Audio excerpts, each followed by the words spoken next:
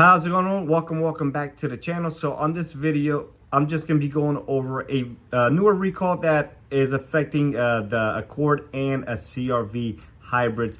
And during manufacturing process, there was an issue where some engine blocks, the positioning of the crank position sensor might not be correct, and as a result of this may cause a check engine light, engine stalling, low speed of rough idle, or RPM hunting. So if you have one of these vehicles, most likely you will get a notification in the mail. At that point, you're gonna have to bring your vehicle into your local dealership, and we're gonna have to do an inspection. It's not just a clear-cut recall where you get a new short block or anything like that, which is the repair if your vehicle is affected. Honda's saying that this is a very low rate failure, so only a handful of blocks will end up needing replacement. So once again, if you have one of these vehicles, you most likely will be getting a notification in the mail, and this is for a